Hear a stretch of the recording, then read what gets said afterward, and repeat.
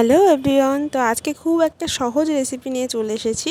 এটা অনেকেই হয়তো পারো, কিন্তু যারা নতুন আছে তারা হয়তো এখনও পারো না।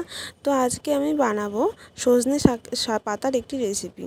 তো সজনে পাতা দিয়ে এই রেসিপিটা একবার বানিয়ে দেখবে। অনেকেই আমরা সজনে পাতা কীভাবে খাই জানি না, তো এভাবে একবার করে দেখবে, খেতে কিন্তু দারুণ লাগে। তো প্রথমে ফ্রাইং প্যান বসিয়ে দিয়েছি কড়াতে। কড়াটা একটু গরম হতেই আমি এখানে দেখো দিয়ে দেবো কালো জিরে ফোড়নে। আমি নিরামিষভাবে করছি, তোমরা চাইলে এটা পেঁয়াজ দিয়েও করতে পারো। তো প্রথমে কালো জিরেটা ফোড়ন দিয়ে দিলাম, তেল কিন্তু একটুখানি দিয়েছি, আর দিয়ে দিচ্ছি একটা গোটা শুকনো লঙ্কা ফোড়নে। ফোড়নটাকে একটু ভাজা ভাজা করে নেব। সজনে শাক কিন্তু খাওয়া স্বাস্থ্যের পক্ষে খুবই ভালো। যাদের হাই প্রেশার আছে তারা কিন্তু সজনে পাতা খেতেই পারো। যাদের লো প্রেশার আছে তারা কিন্তু অ্যাভয়েড করবে। তারপরে দেখো এই সজনে পাতাগুলোকে আমি ভিজিয়ে রেখেছিলাম জলে, আর এর মধ্যে কাঁচা লঙ্কা চিড়ে রেখেছিলাম। তো পাতাটাকে এবার আমি এই তেলের মধ্যে ছেড়ে দেবো। খুবই সহজ রেসিপি, অনেকে হয়তো মনে করতে পারো, কিন্তু যারা জানো না তাদের জন্য কিন্তু এটা খুবই উপকারী।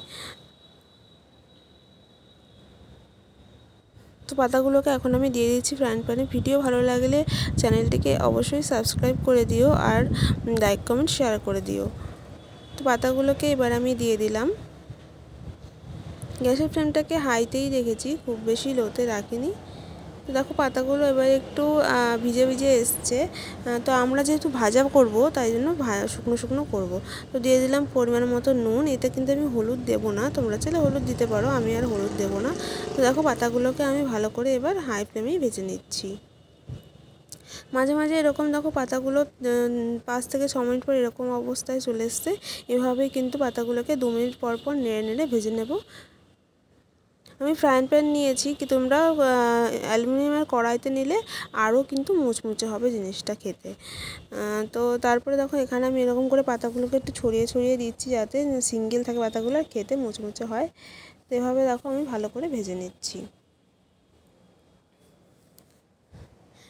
তো দেখো আমার ভাজা কিন্তু অনেকটাই হয়ে এসছে। তো তোমরা না বন্ধুরা কচি সজনে পাতাটাকে নেওয়ার চেষ্টা করবে, তাহলে কিন্তু খেতে দারুণ দারুণ টেস্ট হবে। তো এবার আমি দেখো নামিয়ে নিচ্ছি, আমি খুব বেশি পোড়াচ্ছি না। দেখা হচ্ছে পরের রেসিপিতে, ততক্ষণের জন্য টাটা।